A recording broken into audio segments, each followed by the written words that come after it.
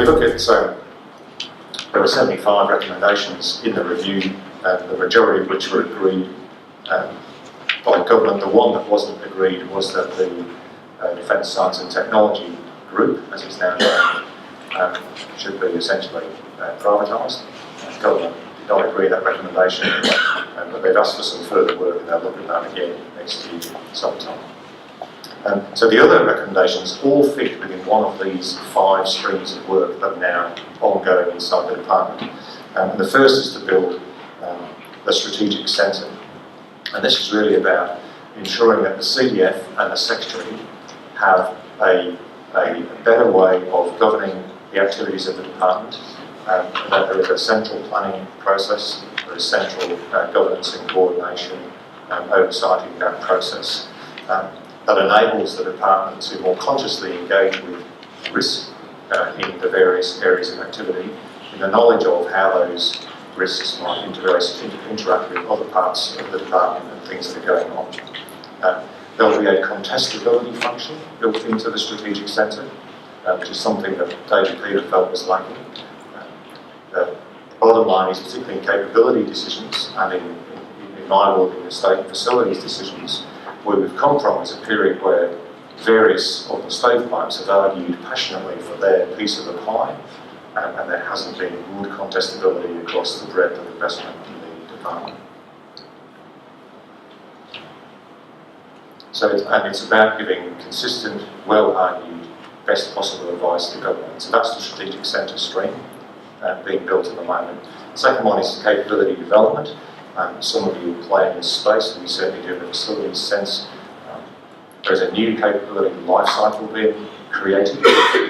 David Peter's view was that the current process was cumbersome, process heavy, lacked agility, risk averse. So there's a new process being designed that will have features of agility and clear accountabilities for the people that play in that process, and a scalability, so that depending on the nature of the business you're in, the nature of the process can be scalable. Again, David Peter didn't give us a solution. He said we need to build a process that looks different, and that's going on at the moment. As well, within that process, and critically, the investment stream in the department will be managed as a holistic investment stream across all of the major areas of capital investment. So historically, we've managed the Defence Capability Plan, which is the materiel investment, separate from the ICT investment plan, separate from the facilities and estate investment plan, separate from the sustainment plan. And in the new world, there will be one investment plan covering all of those areas that will be treated as a holistic plan. And the intent is, as part of the white paper, that plan will be, as much of it as possible, will be made publicly available so that industry can clearly see what the future investment portfolio is likely to look like. A little bit more on that later. The next key stream is the enablers, and this is where we play, in my world, very strongly. So the enablers are the estate and the services we provide on the estate, HR, ICT, security, learning and development, a whole range of functions. The intent here is to create a single framework in which the service delivery system inside Defence, largely delivering services to the ADF, is seen as one thing that is integrated with clear accountabilities and more effective than the current stovepipe arrangements that we have in place. So there'll be a common performance framework, and we'll move into proper performance management processes, which is something we haven't been strong on in the past, and we'll focus on adding value to our internal customers through the services that we deliver.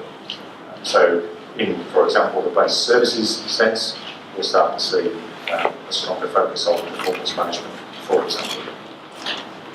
And then two streams at the end that I won't go into in detail around workforce and behaviours.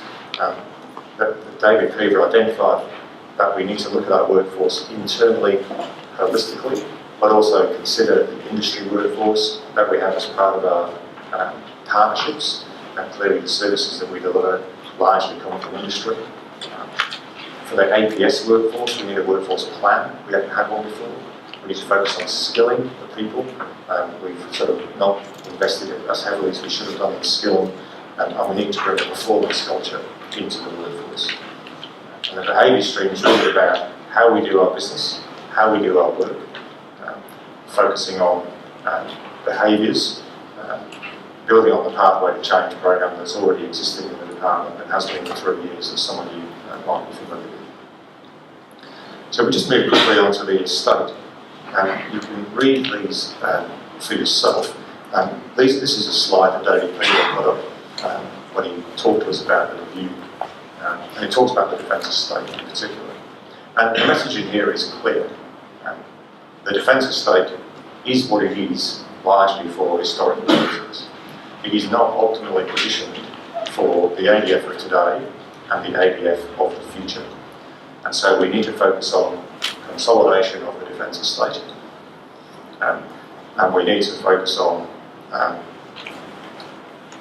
more efficient use of the defence estate. Because it is ageing, it is becoming more expensive to maintain, and resources are always tight. So David Peter actually made some recommendations about disposing of 17 of the 70 major bases. Those recommendations came out of a 2012 report that we had previously had done.